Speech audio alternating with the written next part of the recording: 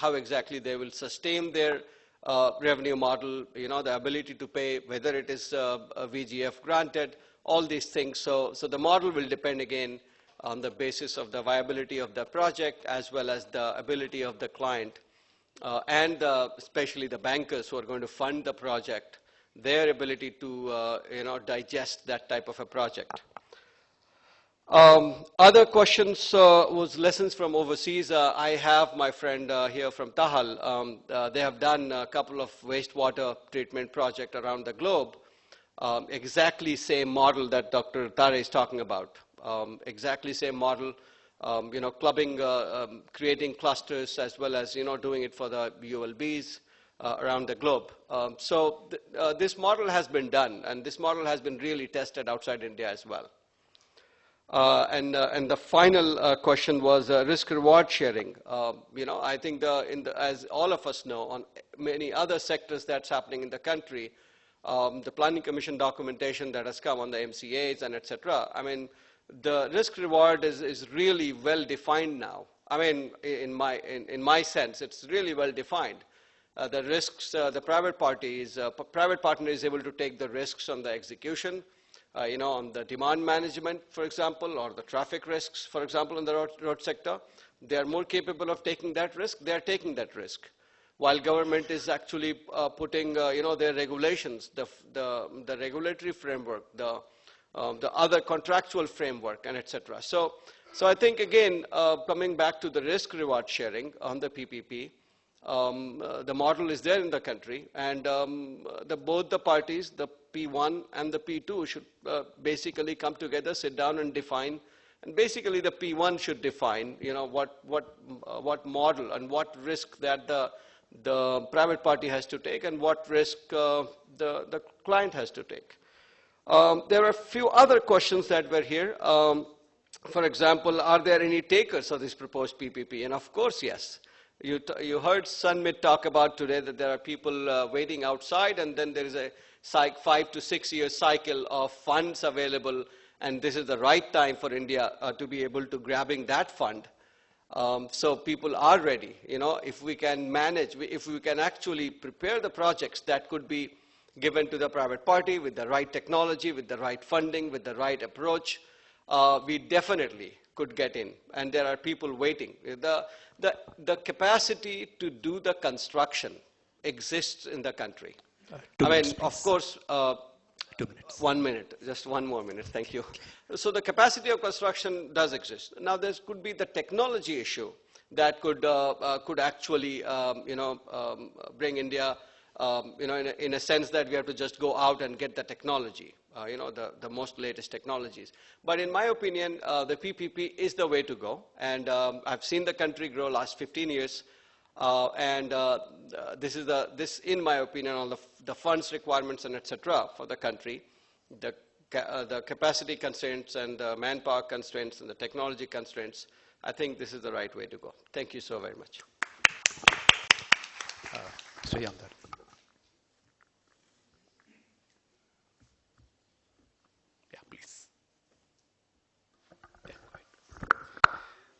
Yeah, good afternoon, everybody. Let me just start off with a quick story. I know you're all dragging your feet right now.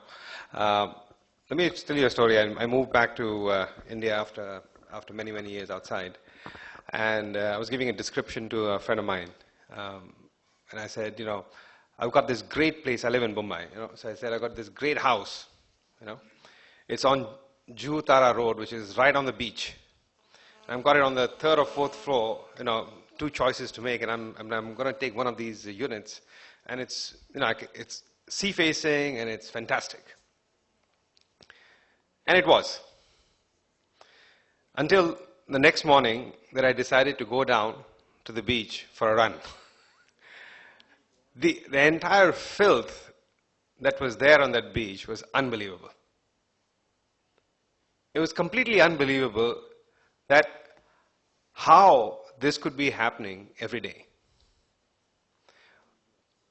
I believe that, we all, to a certain level, have lost a passion. And we have lost a passion around what water means to us. And for many of us, it's a problem too far and too complex to be solved. Yeah. But all of us, in our everyday lives, do suffer from the problem of water. And therefore, if you really look at it, we discussed about whether there's a shortage of water. No, there is no shortage of water. There's probably a shortage of usable water, but there's no shortage of water. Right? It'll always get recycled and it'll always be there, irrespective of what you do. Right? Is there any shortage of technology? I mean, it's biological treatment for all of you guys from the technical field. It's biological. You can name it as 10 different processes. It's still biological process. It's as simple as that. Right? Is there a will? Yes, somewhere in our hearts, somewhere we have a will. Right? Whether it comes out to us, it doesn't. Right? And is there money? We talked about a lot of people spending a lot of money. Our government itself is willing to spend thousands and thousands of crore on that. And there are probably double that amount of funds available on a global basis. So what are we missing here? What we are missing here is we really don't know the value of water. The value of water is an unknown aspect. And the value of water is associated simply to the money that somebody is willing to pay. It's not a question of willing to pay either. It's how much they are paying. And the local spokesmen for various parties who represent different people speak about the fact that that's all. But do we ever consider the fact of what is the cost of health that is around water that goes on in these rivers and other bodies? Do we consider the damage in terms of money, how much that does to the environment? We probably don't, right? Do we add the cost of the fact that, we have to double up a lot of these, we discussed about doubling up during the earlier part of the day, that we have to double up because we don't have a consistent supply and we have a doubt. So both in terms of expenses and capital, everybody's duplicating and spending their money, right? We also discussed about the fact that, farmers, to a large extent are actually ending up paying a little more using their diesel pumps than what we pay. So the value of water needs to be really understood, right? So shifting from this, I'd like to go to the whole day we were talking about, we started with Ganga, and we started to talk about how we can have one water body, which is our national river, and how we can bring it back to what it is. Right? We discussed the fact that a zero liquid discharge, and Dr. Tare explained it very well in the last session, of how that can actually be implemented out in a systematic manner. Right? We also discussed the fact that the governments are planning, thousands and thousands of crores in the Ganga Action Plan, Yamuna Action Plan to do what they're doing. The question of PPP comes to say, PPP is that question that comes up and says that we are going to spend 85% of the $100 that we might need. And that 85 that we are going to spend is not sustainable. We've seen it from the Ganga Action first plan, that this is the same thing that has happened, is going to repeat itself. The question of PPP really arises from the fact that if we're going to have an additional 15% that is really required to be able to recycle that water, reuse that water, or recharge, and associate that with the true value of water, right, we wouldn't have a problem in terms of justifying the cost of the investment or running it. It is lacking that ability to go across various departments and various ministries and to actually combine together to be able to assess the true cost of water, which becomes the biggest bottleneck. Right? Having a private investor doing this is an extremely great idea because for some reason, and a lot of our dear friends are there who are really trying to push for us in the government, but public get really annoyed when a private player is defaulting on his commitments. And if you're going to have a PPP player trying to give that quality of water to anybody, and they are not able to maintain the standards, and they are not able to run it, the action that will be taken on will be fast and swift. You bring accountability. You bring ownership. And you do it for much less than the real cost of water that we are paying on an everyday basis. Thank you.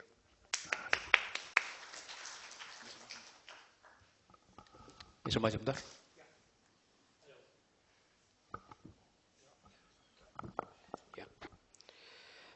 Good afternoon. Whatever has been talked about, I will not touch that. Basic PPP, when we say PPP model, it is public-private partnership when we say, so who is the public? Public is the people, public is the government, so government is for the people, public, for the people, by the people. So people's participation in PPP model to be successful is very important, and if government or political will is there to inspire or motivate the people, I think the success is inevitable. We have a small success, I will just say, in Chennai, in Alandur sewage treatment plant. It's a very small, in 12 MLD, where people, through the political will, the people came forward and 30% of the investment was by the people. And what was the outcome? What was the inspiration given by the political parties there is that, see, you will, your standard of living will be elevated, and now you are going to the hospital due to mosquito menace that will be either minimized or could be totally eradicated, and your healthcare expenses will be reduced. And that inspired people to come forward and volunteer towards participation.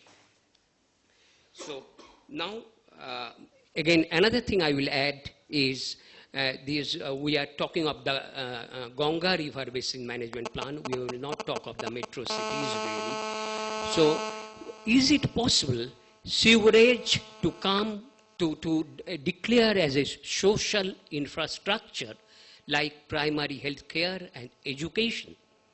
And then definitely, because if you see the root cause of this water supply and this thing, if you don't give potable water, if you don't give proper sewerage, and definitely our government exchequer towards health will increase. So we can propose here that water supply and sewerage to come as a social infrastructure sector, maybe with healthcare and education. And then Madam was saying of groundwater exploitation in Delhi. Even when we were talking in the previous session, even Madam also touched upon on recycle and reuse.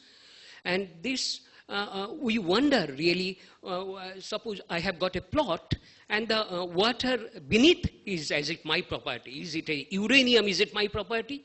Is it the gold, is it my property? If not, why water? So water is the property of the community. So that way we cannot exploit groundwater the way we like. So there should be a regulation, a strong aquifer policy, along with the regulation for the industry for recycle and reuse. Now I will come to the risk sharing and reward sharing. Yes, risk, if we see in a PPP project in practical way, what are the, why sometimes we see somewhere the price is so high? Because we the private players, for 20 years contract, we foresee so many risks. And when we say PPP, it's really no public participation, it's private, all the risks are to be borne by the private parties. Then definitely the cost has to, these all risks has to be built into the price. So it has to be equitable risk sharing, and in turn the reward also